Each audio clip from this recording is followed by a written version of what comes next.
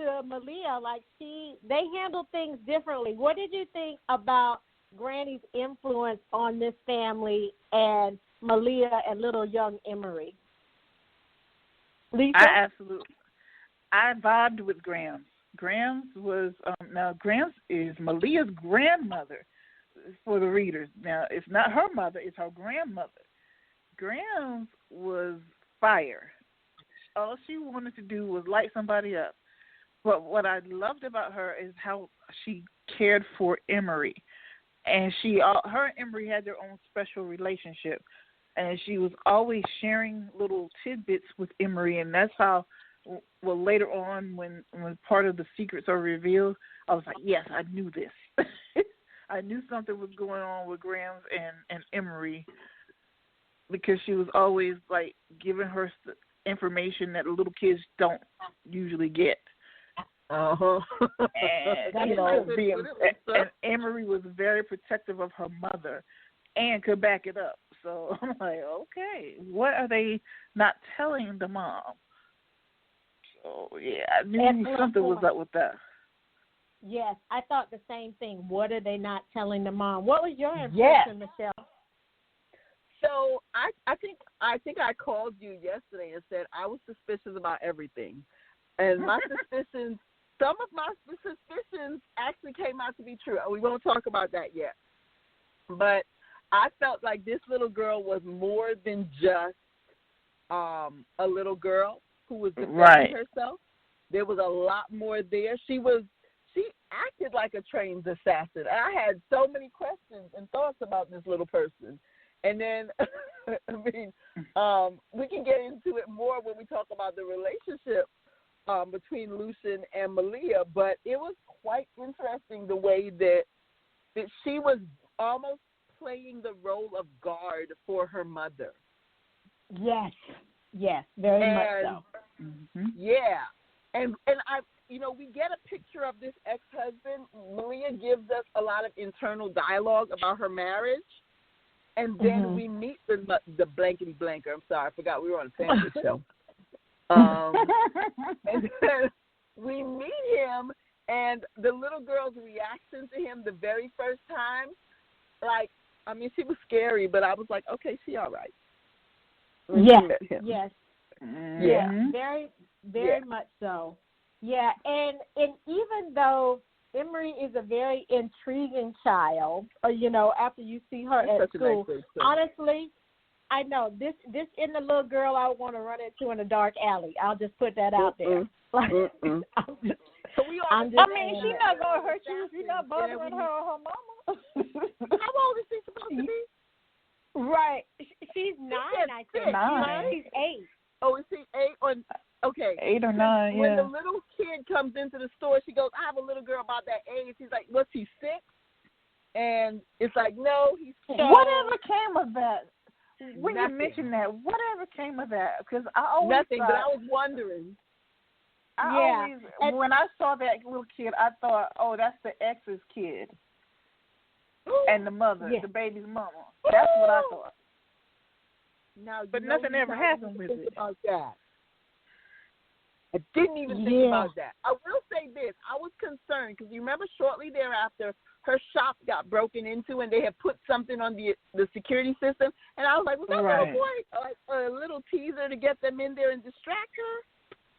Yeah. I kept wondering, but then I was like, okay, maybe he's just a little boy that likes cookies so we can see how good of a mommy she is. Yeah, I thought that was interesting too. What was going on with that. I didn't make the connection that you did, Lisa, but I think that's very logical.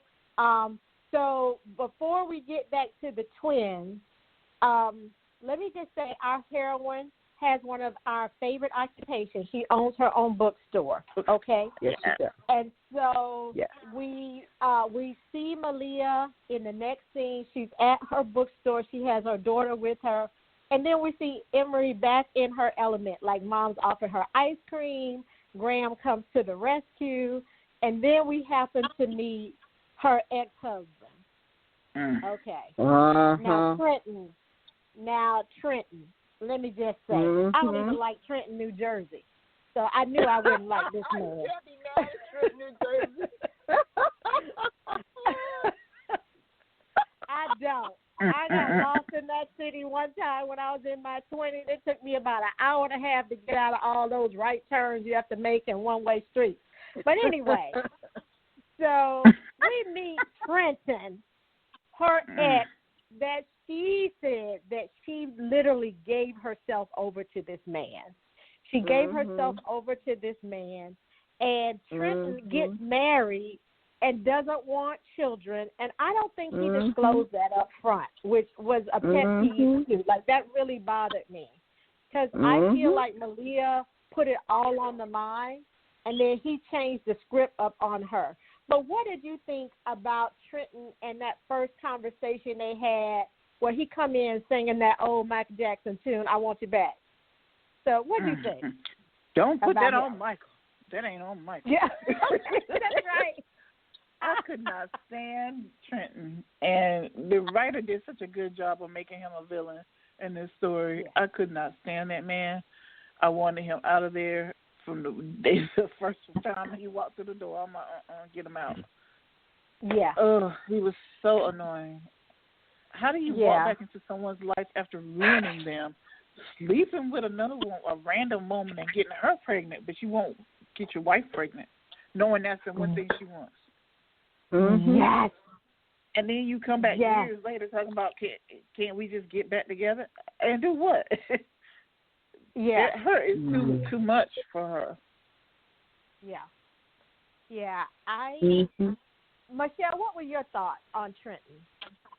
Well, I had several thoughts, because she had already given us the backstory about the fact that she wanted kids and he didn't, and she was actually going. And she even makes a comment, I believe, thank God her doctor wouldn't agree for her to, I guess, tie her tubes or whatever, so she couldn't have children. And then he went and gets this random woman at the gym he owns pregnant. And I just kept thinking, why she didn't have a frying pan or some grits? Because these are not the kind of problems that should be just along a hello and goodbye line. There literally should be like grenades that go off when he walked into the business and a book in the throat. But, Yeah.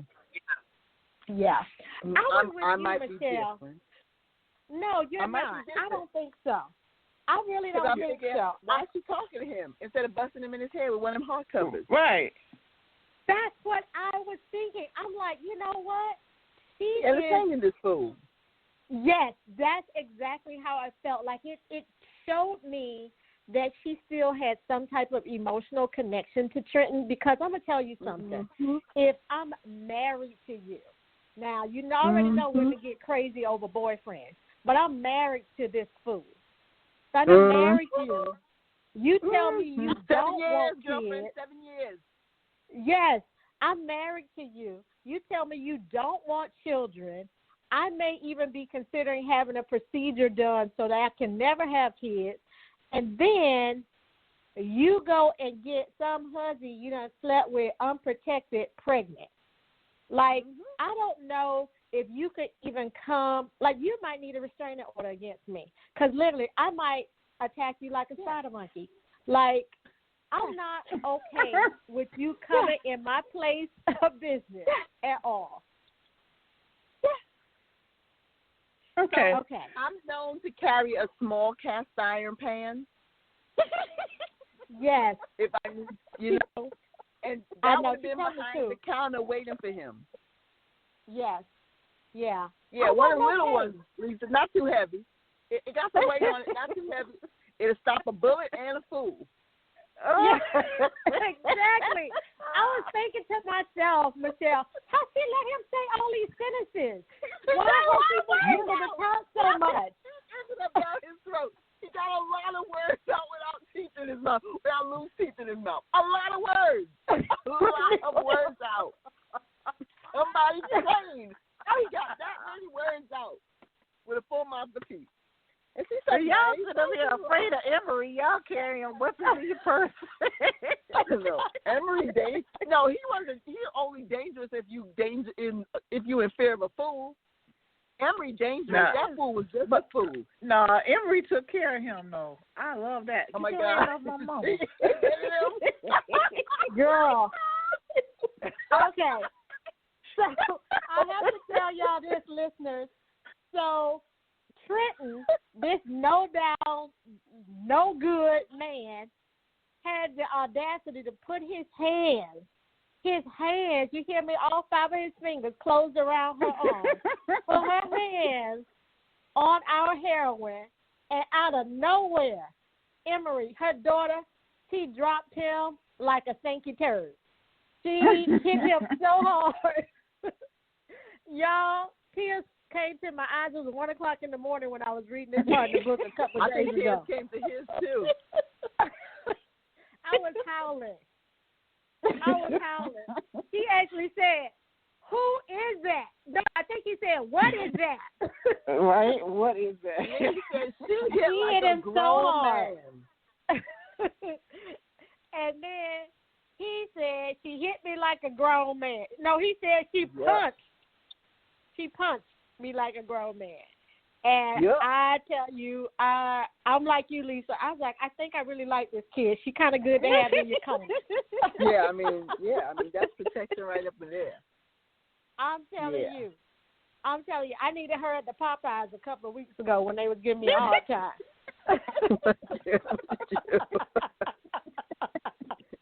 I really did. I needed her right then and there. So, anyway, the other thing that baffled me about this interaction, I'm going to spend a little time on Trenton because it speaks volumes about this woman, our heroine, and what she sacrificed to be with this man. Yeah. But did you see his reaction to finding out that she had a child? Mm-hmm. How did that grip they you? called her a demon. He was like, why would you do that? Isn't that what his comment had something to do? Like, why would you do that? But you done went and had a baby with another random woman. Yeah. And you want me to get back with you and be in that kid's life, but it's okay? No. Yeah. I was like, he was so out of pocket with that. Yeah. What were you saying, Michelle? I mean, what more is there to say? The child was the only one who handled him properly. But this comes later in the story. But I gotta say, there's a point in the story when the grandmother explains why she didn't like any of the boyfriends, including Trent, the husband, almost fell off the floor. He had soft hands. One had soft hands. One was hiding the fact that he had 2 girlfriends and that guy he messed around with last summer. Grandma knew everything. She knew everything. It's like, good Lord, she's running all kinds of background checks. That's stuff you don't find out on the real background. My grandma had a mouth on her, and she would say stuff, and I mean, especially by the time she was 80, she didn't care what she said. But I ain't gonna lie, the way that she talks about how Malia needed some, except she wasn't so happy how she said it, and she was saying it got the little girl giggling, I was like, oh, this is going wrong real fast. Yeah. Grams was adamant about that. I was like, okay. Yes, that's very funny. much so.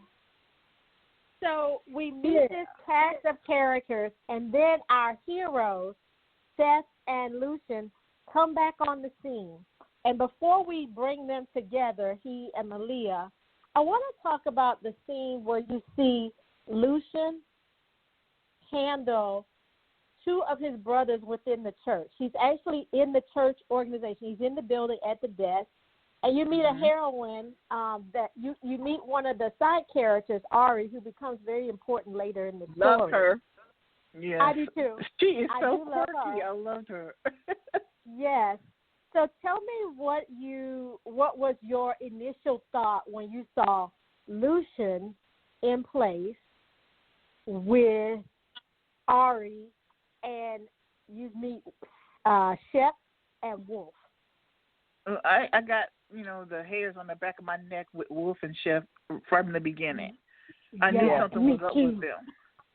Mm-hmm. But I loved Ari and how she handled everyone, Oh my and how gosh, she was always talking to Lucien. She never recognized that there was a Seth, and I loved that. And that was so